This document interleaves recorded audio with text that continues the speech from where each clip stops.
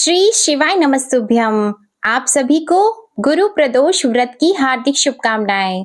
अक्टूबर मास का पहला प्रदोष व्रत 12 अक्टूबर दिन गुरुवार के दिन रखा जाएगा। गुरु प्रदोष का व्रत रखने से व्यक्ति को भगवान शिव के साथ माता पार्वती की कृपा भी प्राप्त होती है और इसी के साथ गुरु प्रदोष त्रयोदशी व्रत करने वाले को 100 गायें दान करने का फल भी प्राप्त होता है। यह सभी प्रकार के कष्ट और पापों को नष्ट करता है।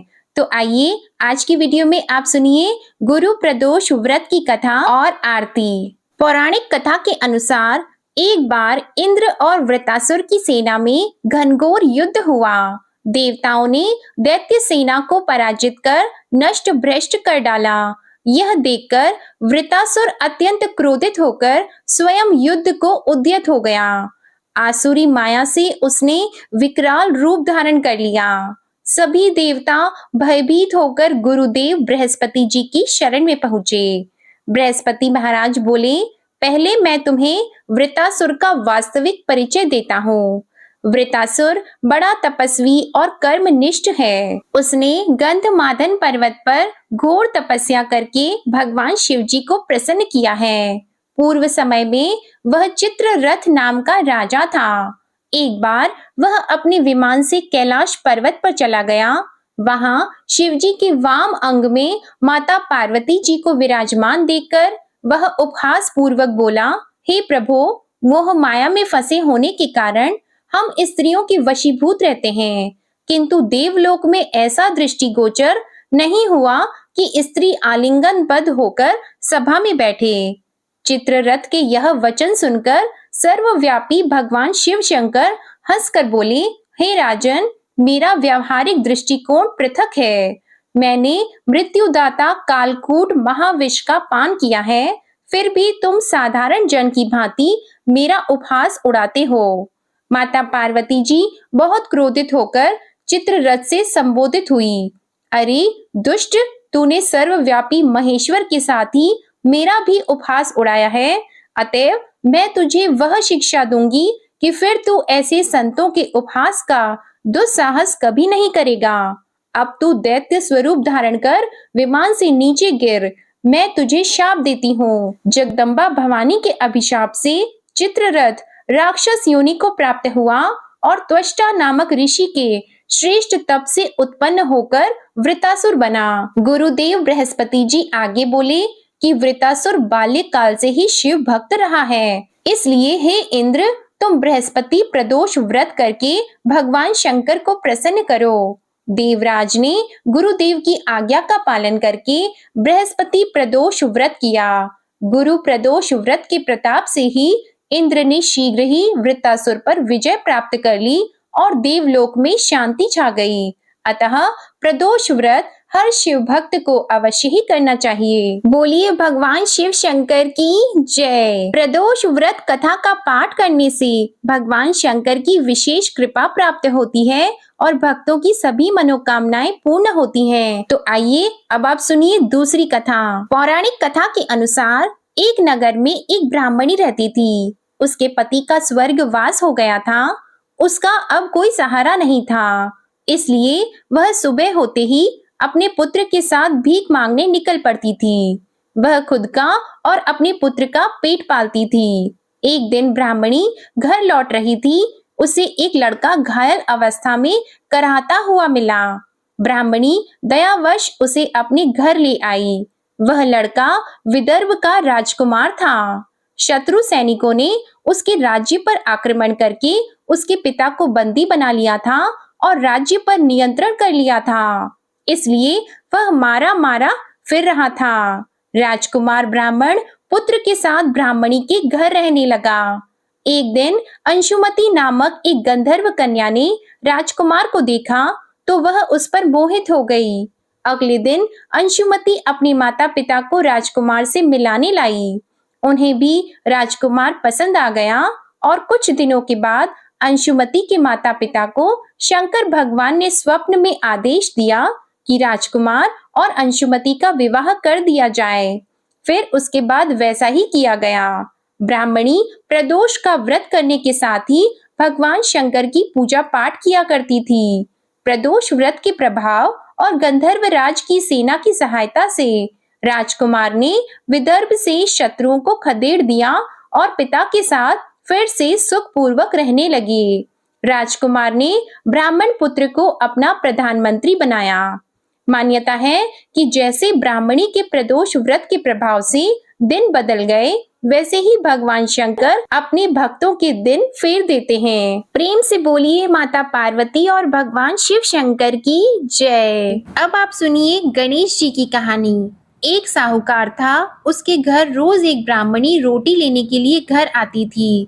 घर के अंदर घुसते ही पोल के ऊपर गजानन जी का मंदिर था। वह गणेश जी को रोटी का एक कौर हमेशा भोग लगाती थी। बहुत दिन हो गए। गणेश जी महाराज ने कहा कि यह मुझे हमेशा भोजन करवाती है, मुझे इसे कोई ना कोई उपहार जरूर देना चाहिए।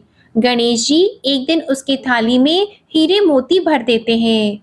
ब्राह्मणी तो थाली लेकर अपने घर आ गई और साहूकार से रोटी लेने के लिए आना बंद हो गई। साहूकारनी ने उसे बुलावा भेजा कि बाई रोटी लेने के लिए क्यों नहीं आती हो।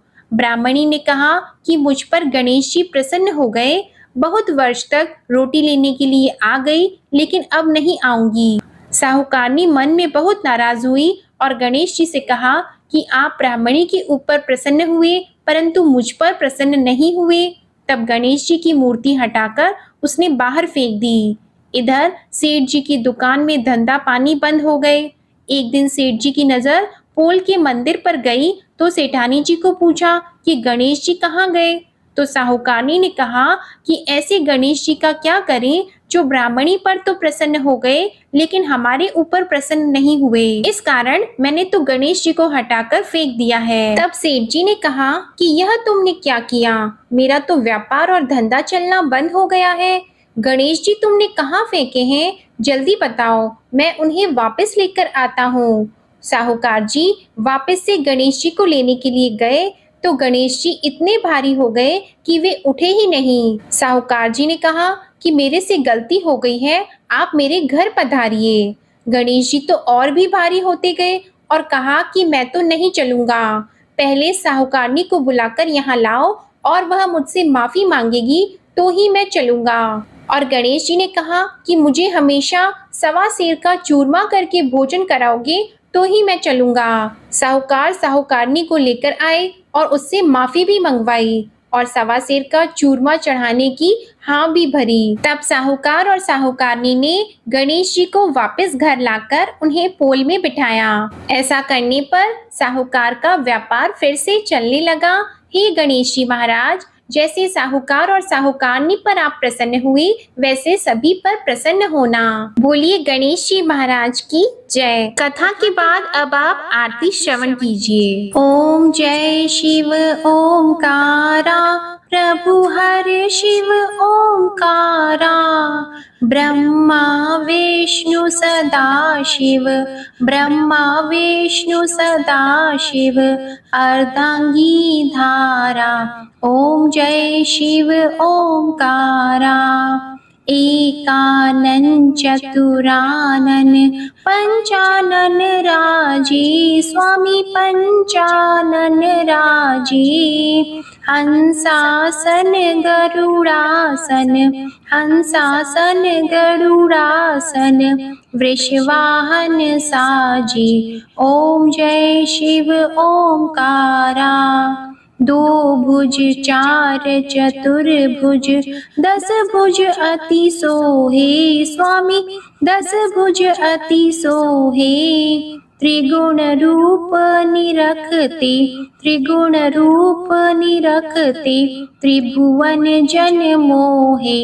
ओम जय शिव ओमकारा, अक्षमाला वनमाला मुंडमाला धारी, स्वामी मुंडमाला धारी, त्रिपुरारी कंसारी, त्रिपुरारी कंसारी, करमाला धारी। ओम जय शिव ओमकारा, श्वेतांबर पीतांबर बाघंबर अंगे, स्वामी बाघंबर अंगे, सनकादिक गरुणादिक सनकादिक गरुणादिक भूतादिक संगे ओम जय शिव ओंकारा।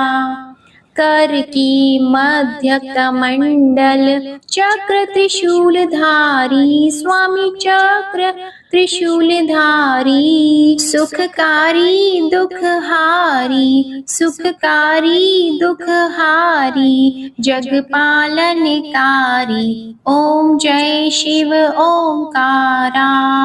ब्रह्मा विष्णु सदाशिव जानत अविवेका स्वामी जानत अविवेका प्रणवाक्षर में शोभित प्रणवाक्षर में शोभित ये तीनों एका ओम जय शिव ओंकारा।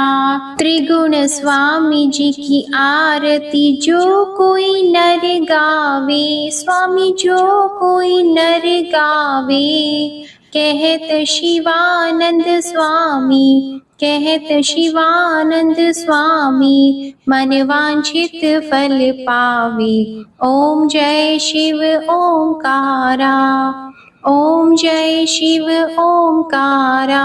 प्रेम से बोलिए श्री शंकर पार्वती भगवान की जय, गौरी पुत्र गणेश की जय, भगवान लक्ष्मी नारायण जी की जय। आशा करती हूँ आप सभी का गुरु प्रदोष व्रत सफल हो, और अगर आपको आज की कथा और ये आरती पसंद आए तो वीडियो को लाइक करिएगा, चैनल को सब्सक्राइब करिएगा और कमेंट में भगवान शिव शंकर, माता पार्वती जी और गौरी पुत्र गणेश की जय लिखना मत भूलिएगा। धन्यवाद।